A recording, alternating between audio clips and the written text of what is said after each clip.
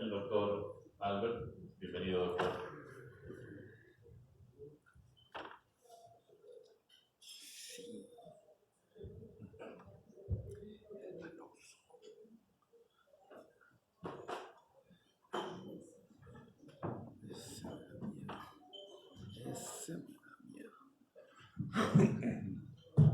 Muy buenos días, soy el doctor Guillermo Albert, neurólogo de la Ciudad de México. Trabajo en el Hospital Español y el día de hoy quiero agradecer por esta invitación para poder comunicarme con todos ustedes. Es un enlace importante entre lo que hacemos los profesionales de la salud y lo que correspondería al papel que hacen ustedes, que es comunicar a la población en general qué es lo que se está haciendo, a qué nos dedicamos, como ya lo comentaba la doctora Ana Luisa. Bueno, cuáles son los programas que se están haciendo y cuáles son los factores de riesgo que debemos de prevenir. Es muy fácil pensar, como se hace en la literatura internacional, creer que con modificar la dieta a los 80 años vamos a curar o a modificar la demencia. Creo que la cuestión de la prevención inicia mucho antes. Debemos de hacer conciencia desde la educación primaria qué son los factores, como ya se mencionaron, que debemos de estar modificando para que no nos alcance ya el deterioro, sino que esto no se lleve a cabo en etapas tan tempranas, previniendo lo que corresponden a los factores de riesgo, como la obesidad, como la hipertensión, como el tabaquismo, como el no llevar una vida sedentaria, etc. Y ahí es donde existe el papel de algo tan importante que es la medicina preventiva. El día de hoy estamos aquí reunidos, como ven, debido a que el Día Mundial del Alzheimer va a ser el 21 de septiembre. Creo que más que una celebración es un recordatorio a una de las enfermedades o padecimientos más devastadores de lo que corresponde al ser humano. El padecer demencia o deterioro cognitivo mayor, como actualmente se ha clasificado, es uno de los problemas de salud a nivel mundial. ¿Y esto a qué se debe? Bien, como verán en la primera diapositiva, este es el doctor Alois Alzheimer, y en 1906, en una reunión médica en Tübingen, hace la presentación de lo que posteriormente sería uno de los primeros casos con este padecimiento. 3 o 4 años después, su benefactor médico, el doctor Emil Kraepelin, le pide que publique un capítulo en lo que se refiere a esta enfermedad y se le pone el título de senilidad precoz, manejando la palabra senilidad como de detrimento. Y en este libro, curiosamente, Alzheimer habla de la presentación del deterioro cognitivo o el estado de demencia en personas jóvenes menores de 65 o 55 años. Y por muchos años, por muchas décadas, desafortunadamente, se consideró a la enfermedad de Alzheimer como una demencia presenil. No fue sino hasta los 60 cuando los investigadores de Bresser, Tomlinson y Roth comenzaron a hacer investigaciones que se vieron que la llamada demencia senil, mal llamada demencia senil, tenía características patológicas muy semejantes a lo que había descrito el doctor Alzheimer. Y de ahí comenzó la andanada de investigaciones hasta lo que es actualmente las distintas definiciones y además la clasificación de las distintas enfermedades o padecimientos que pueden causar las demencias o el deterioro cognitivo mayor. No todas las demencias o no todo el deterioro cognitivo mayor necesariamente es Alzheimer. Cuando se conmemora o se recuerda el Día Internacional de Alzheimer, el 21 de septiembre, a nivel mundial, debemos de ser totalmente generalizados. Esto es, no es con exclusividad nada más el deterioro cognitivo tipo Alzheimer, sino tenemos que enfocarnos a todos los distintos tipos y como lo comentaba la doctora Sosa, los factores que ella menciona sí efectivamente tienen un factor de prevención para el Alzheimer, pero en la población mexicana hemos visto, los que dedicamos a la clínica, que una compañera del Alzheimer es la demencia mixta o la demencia vascular. Y los factores que ella mencionó son factores de muy alto riesgo para padecer la demencia mixta y la demencia de tipo vascular, que desafortunadamente es muy importante la casuística dentro de la población mexicana, sobre todo por la hipertensión, la obesidad y la diabetes. ¿Qué ocurre con la enfermedad de Alzheimer? Bueno, pues a los Alzheimer hace su descripción y comienza una serie de estudios dentro de lo que correspondería al estudio del deterioro cognitivo. ¿Por qué estamos aquí? Hay algo muy importante. Nosotros éramos aproximadamente 15 millones de mexicanos a principios del siglo XX, en 1900, era la cifra calculada. Actualmente estamos alrededor de los 120 millones de mexicanos para este año que viene, y de estos 120 millones, que es el aproximado, se ve que alrededor del 10% de los mexicanos van a estar por arriba de los 60 años. Esto es, tenemos una población de adultos mayores, de adultos viejos, que en un país joven apenas estamos rebasando los 200 años de país y ya tenemos un problema como si fuéramos un país de viejos. Esto es, desafortunadamente, un país joven con problemas de una población vieja. Esto es lo que ocurre, es que México está envejeciendo, su población está envejeciendo de una manera rápida y se requiere de realizar medidas de prevención para que no nos agarre totalmente sorprendidos. La población se estima que para el 2050 va a rebasar los 130 millones fácilmente. Y si el 10%, un poquito más, son adultos mayores de 60 años, vamos a tener una gran población geriátrica y que además va a requerir de medidas de salud pública muy importantes. ¿Qué me preocupa? Me preocupa que no avanza. Bien, ¿qué es lo que pasa? En 1970 había 8 viejos por cada 100 jóvenes. Y esta era la estructura de la familia mexicana. Esto es, la estructura de la familia mexicana era que la familia cuidara a su viejo. Generalmente los abuelos vivían con la familia, con los hijos o algunos de ellos, y siempre estaban los hijos o los nietos cuidando del viejo. Pero ¿qué va a ocurrir con las proyecciones que se han visto? Que si en 1970 había 8 viejos por cada 100 jóvenes, pues teníamos 90 jóvenes que se iban a ir en el relevo de cuidados del viejo. Pero ¿qué va a ocurrir para 2050? Que va a haber casi 130 viejos por cada 100 jóvenes.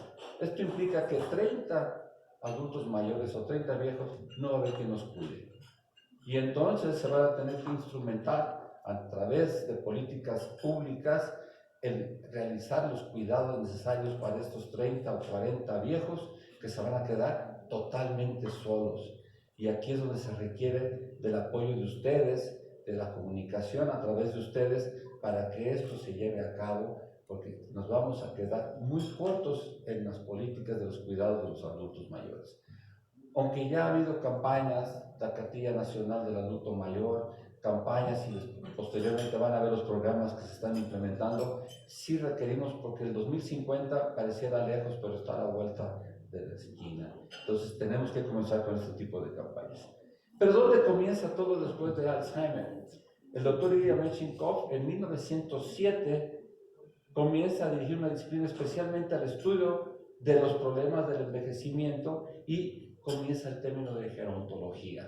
Esto es, gerontología es el estudio de lo que corresponde a todos los procesos de envejecimiento que se incluyen dentro de las personas, como también puede ser dentro de las esferas no necesariamente médicas, la cultura, las artes, el deporte, etc. Pero él principalmente enfocado en la situación de cuáles son y qué se lleva a cabo en las situaciones del envejecimiento, y esto desde 1907. Evidentemente ya había algunos escritos, se ha visto que existen incluso códices de los aztecas, donde se señala al viejo como el dios del fuego, en donde se ve un anciano encorvado, chimuelo, y se le daba un sitio muy especial dentro de los consejos de la cultura de antaño. Pero en 1907, lo que podríamos presumir la era moderna, ya se comienza con el término de gerontología. Un par de años después, estoy peleado con las ciencias. El doctor Ignaz Leon Ashe en 1909 publica en el New York Medical Journal el primer documento relacionado con la geriatría y la llama la longevidad y la rejuvenescencia. Y a partir de entonces comienza una gran cantidad de escritos sobre qué es lo que se le tiene que hacer y qué es lo que se estudia. En 1914 aparece el término de geriatría, esto es, ya cierto interés o un interés profundo para ver qué es lo que está ocurriendo con el envejecimiento y una preocupación real para los cuidados de lo que corresponde para los adultos mayores. Hay que considerar y tomar en cuenta que en 1914 el adulto mayor era el viejito entre 50 y 60 años.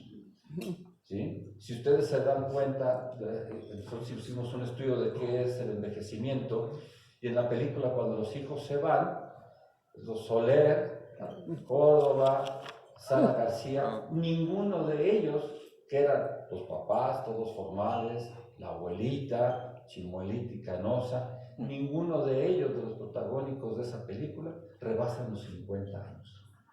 Ninguno. ¿Sí? Entonces, el concepto de envejecimiento de hace 50, 60, 70 años era totalmente distinto.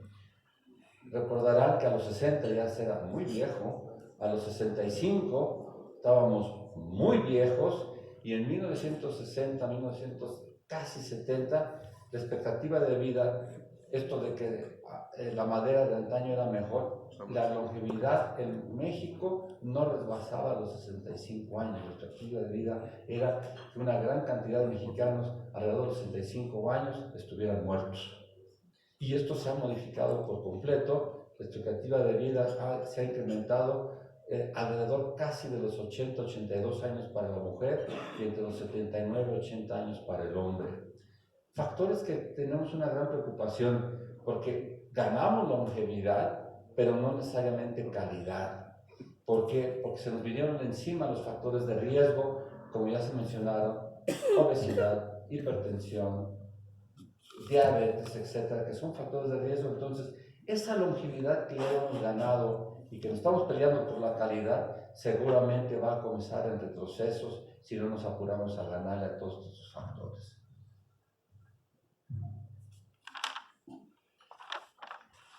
Marjorie Warren, que en algunos aparece como enfermera y otros aparece como doctora, es una promotora de la geriatría moderna, y entre 1930 y 1935 en el Reino Unido, en el hospital de West Middlesex, se puso a crear servicios de ocupación hacia los adultos mayores, sobre todo los que padecían de enfermedades críticas. Y es una gran fomentadora lo que corresponde a los cuidados de los adultos, de los viejos.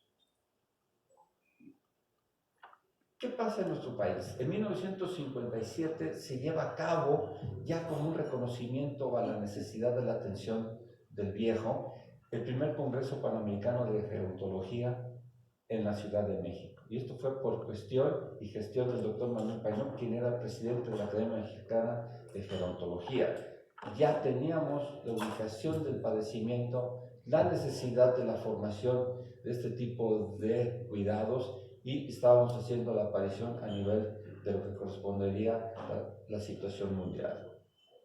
En 1977 se crea la Sociedad de Geriatría y Gerontología en México por la GEMAC, esto auspiciado por el doctor Samuel Bravo, y también se llevaba a cabo en la Sociedad de Gerontología del Estado de Nuevo León. En 1979, por decreto presidencial, se funda el Instituto Nacional de la Juventud, llamado también INSEN por muchos. En el 2002, INSEN cambia por INAPLEN, que es el de adultos en plenitud, y actualmente también tenemos el INAPAM, que es el Instituto Nacional de las Personas Adultas Mayores. Y como ven, han estado cambiando los nombres y los programas a veces se quedan truncados, a veces no dan los resultados necesarios, pero esto depende de nosotros, los que nos dedicamos al cuidado de los pacientes, y de ustedes, que son el lazo de unión para la comunicación a nivel del ámbito nacional.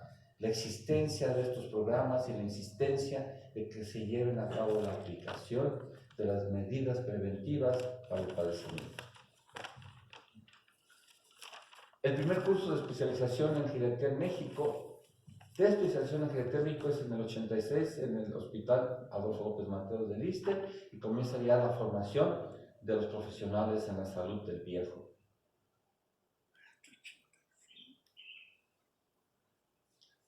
Esta es una vista panorámica del Hospital Español de 1932, donde tenemos el honor de trabajar, y les puedo decir que hoy por hoy el Hospital Español es de las instituciones privadas uno de los centros más grandes de tipo geriátrico, y tenemos una población muy importante de personas por arriba de los 80 años, que se basa, prácticamente todos los que somos especialistas trabajamos ahí, son el cardiogeriatra, el gastrogeriatra, el neurogeriatra, como es en mi caso, porque para mí alguien joven es alguien entre 70 y 75 años. Tenemos una gran cantidad de pacientes entre los 80 y los 90, un poquito menor entre los 90 y los 100, y tenemos algunos contados, pero tenemos pacientes por arriba de 100 años, de lo que estamos viendo actualmente.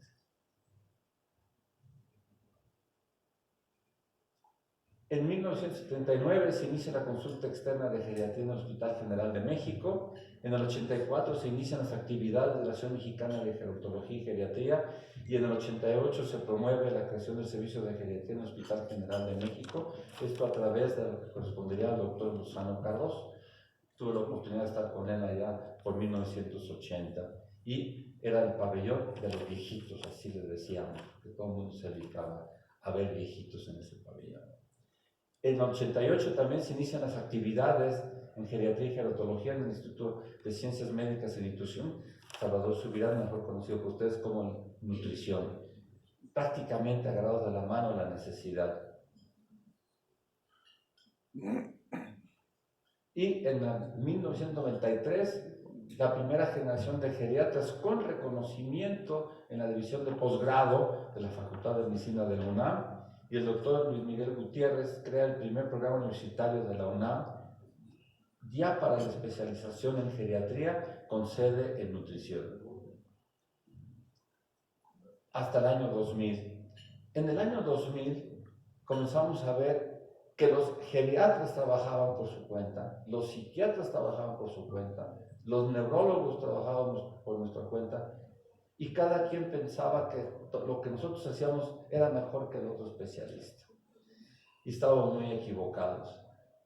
Entonces comenzamos a juntarnos, a platicar, juntarnos para ver qué era lo que estaban haciendo, y decidimos conjuntarnos, no nada más en la Ciudad de México, sino convocar a una junta auspiciado por la industria farmacéutica en aquel entonces y todavía, para que las personas que estaban interesadas y que compartían la afinidad de la atención del adulto mayor en el padecimiento de deterioro cognitivo, llámese de demencias, nos sentáramos a platicar y a programar lo que teníamos y lo que queríamos hacer. Y se funda lo que es la Asociación Mexicana de Especialistas en Demencia.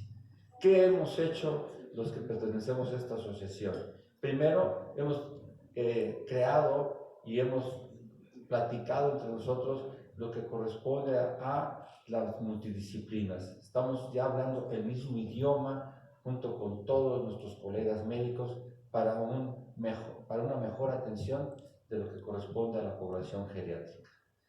Recientemente llevamos 17 años juntándonos y hemos publicado folletos, libros, capítulos de libros relacionados con las demencias.